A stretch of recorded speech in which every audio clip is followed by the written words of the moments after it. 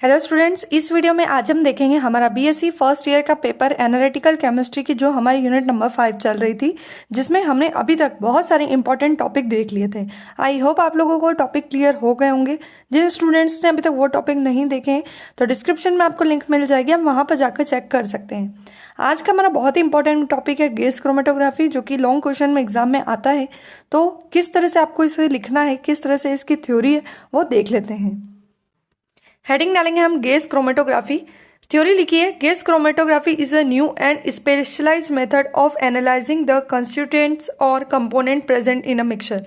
यहाँ बोला गया कि गैस क्रोमेटोग्राफी होती है जो एक न्यू और स्पेशलाइज्ड मेथड है, जिसका यूज कंपोनेंट को डिटेक्ट करने के लिए, एनालाइजिंग करने के लिए किया जाता है।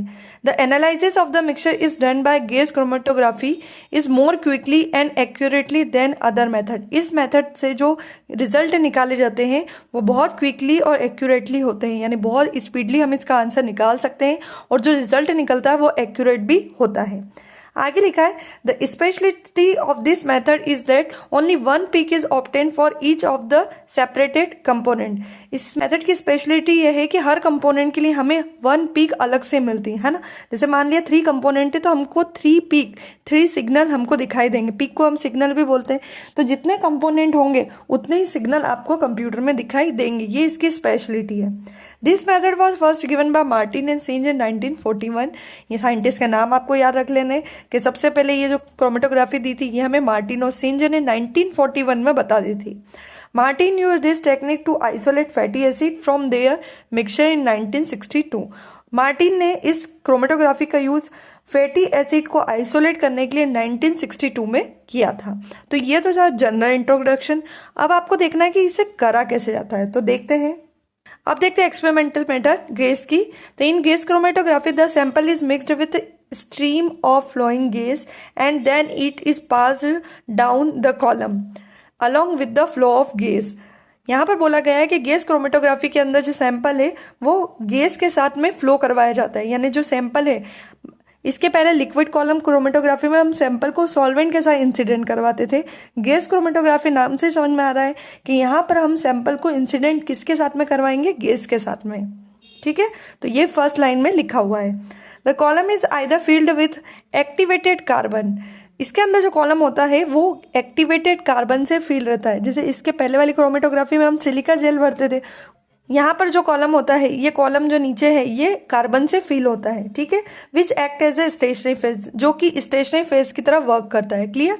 आगे लिखा है, the component present in the mixture distribute themself between 2 phases mobile and stationary due to difference in their absorption ability. यहाँ पर भी हम मिक्सचर को 2 कंपोनेंट के बीच में डिस्ट्रीब्यूट करवाएंगे। एक होती है हमारी स्टेशनरी फेस और दूसरी होती है हमारी मोबाइल फेस, है ना। जिस तरह से हम बाकी क्रोमेटोग्राफी में कर रहे थे कि जो सैंपल था वो स्टेशनरी और मोबाइल के बीच में ट्रेवल करता है, उसी तरह से यहाँ पर भी यही होता है।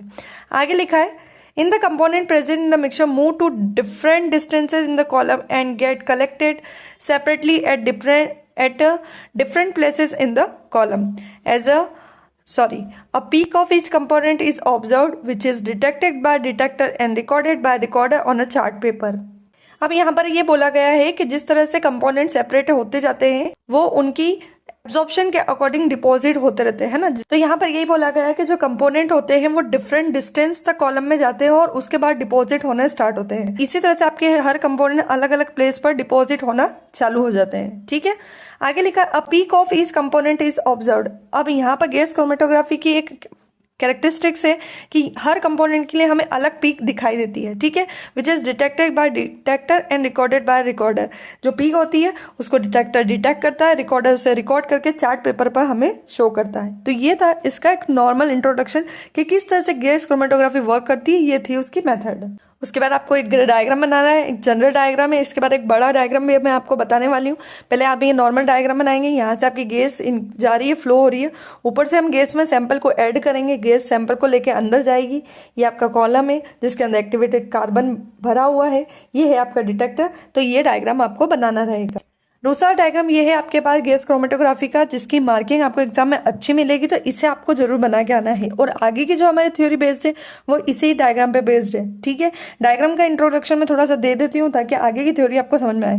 ये हमारा गैस सिलेंडर जिसमें गैस फिल है। ठीक है, गैस आगे जाके प्रेशर कंट्रोलर चैम्बर में जाएगी जहां पर इसका प्रेशर कंट्रोल होगा। उसके बाद गैस ड्राइंग ट्यूब में जाएगी जहां पर गैस का ड्राई किया जाएगा, है ना, जहां पर गैस को ड्राई किया जाएगा। इसके बाद गैस फ्लो कंट्रोलर में जाएगी जहां से गैस का फ्लो कंट्रोल किया जाएगा। इसके बाद गैस जाएगी सैंपल प्रोजेक्शन में जहां पर गैस सैंपल को लेकर इस कॉलम के अंदर इंटर करेगी। यहाँ पर सैंपल प्रोजेक्शन, ऊपर से गैस आ रही है, ये सैंपल को लेकर कॉलम में जाएगी जो कि आपको यू शेप कॉलम है, यहाँ से यहाँ तक जाएगी। इसके बाद जो गैस है वो सैंपल को लेकर डिटेक्टर में जाएगी। इसके बाद क्या होगा, इसके बाद आपके जो सिग्नल है वो डिटेक्टर से डिटेक्ट होंगे। ठीक है, यहाँ पर एम्पलीफायर में जाकर एम्पलीफाइड होंगे, देन रिकॉर्डर में रिकॉर्ड होंगे, है ना। डिटेक्टर का काम होता है डिटेक्ट करना, एम्पलीफायर का काम होता है उसके एम्पलीफाइंग करना, देन उसके बाद वो रिकॉर्डर में चले जाएंगे। सैंपल को अगर हमें कलेक्ट करना है तो डिटेक्टर के बाद सैंपल कलेक्टर भी लगा हुआ है, तो यहाँ से हम सैंपल को कलेक्ट कर सकते हैं। फ्लो मीटर से हम फ्लो को चेक कर सकते हैं। तो ये डायग्राम है जो आपकी प्रैक्टिस करनी रहेगी ताकि आपको आगे की थ्योरी समझ में आ सके। तो ये था आपका डायग्राम जो कि आपको एग्जाम में जरूर बना के आना है। अब आगे की थ्योरी देख लेते हैं।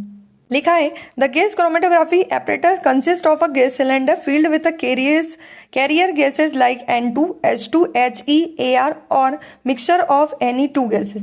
गैस सिलेंडर के अंदर ये डिफरेंट टाइप की गैसें होती है जैसे N2, H2, हीलियम, आर्गन और उसका मिक्सचर जो कि गैस सिलेंडर के अंदर फील होती है जहां से ये निकलना स्टार्ट होती है। The gas then passes through pressure controller chamber. इसके बाद गैस प्रेशर कंट्रोलर चैम्बर में जाती है where it pressure can be controlled. उसके बाद यहाँ पर इसका प्रेशर कंट्रोलर में गैसों का प्रेशर को कंट्रोल किया जाता है। ठीक है, डायग्राम सामने रखना। मेरा डायग्राम यहाँ दिख नहीं रहा है, लेकिन आप जब तैयार करें तो अपना डायग्राम सामने रखें, उसी के अकॉर्डिंग ये थ्योरी लिखी हुई है। The gas is pass through a drawing tube and the flow controller chamber. ठीक है, गैस ड्राइंग ट्यूब में जाएगी, देन फ्लो कंट्रोलर चैम्बर में जाएगी। Which the uniform flow of gas is insert. यहाँ पर हमको गैस का यूनिफॉर्म फ्लो मिलता है। ठीक है, आगे लिखा है then the gas passes through the sample chamber. उसके बाद गैस सैंपल चैम्बर में जाएगी जहां से सैंपल को लेगी where it enter the column carrying the sample with it. इसके बाद गैस सैंपल को लेकर कॉलम में जाएगी। ठीक है, where the component of the sample are separated. इस कॉलम के अंदर ही हमारे सारे कंपोनेंट क्या होते हैं, सेपरेट होना स्टार्ट होते हैं। The column consist of one और more U shape tube of metal. Column जो होता है वो यू शेप की मेटल से बना हुआ होता है। ठीक है, जो कि आपका मेटल का भी हो सकता है, ग्लास का भी हो सकता है, प्लास्टिक का भी हो सकता है। तो ये लिखा है the column consist of one और more U shape tube of metal, glass और प्लास्टिक। आगे लिखा है from column the gas carrying the vapour of the component then passes through the detector. उसके बाद गैस कंपोनेंट के वेपर को लेकर डिटेक्टर के पास में ले जाती है which measure the concentration of the component present in the gas. जो क्या करता है, डिटेक्टर का काम है कि गैस के अंदर कंपोनेंट का कंसंट्रेशन कितना है। ठीक है, जो गैस अपने साथ कंपोनेंट लेके आती है उन कंपोनेंट को पहचानने का काम डिटेक्टर का होता है। ये आपको पता है डिटेक्टर का क्या काम होता है। After passing the detector, the gas is allowed to enter the sample collector for identification। इसके बाद जो गैस होती है वो सैंपल कलेक्टर में आइडेंटिफिकेशन के लिए चली जाती है। ठीक है, तो ये थी हमारी गैस क्रोमेटोग्राफी कैसे की जाती है, उसके एक्सपेरिमेंटल मेथड भी मैंने आपको बता दी, 2 डायग्राम आपको बता दी, इंट्रोडक्शन आपको बता दिया है। तो आई होप आप लोगों को टॉपिक अच्छे से क्लियर हो गया होगा। लास्ट में आप ये डायग्राम भी बना सकते हैं ग्राफ वाला। ये आपकी पीक है जो कि कंसंट्रेशन और टाइम के बीच में ये ग्राफ बनाया गया है।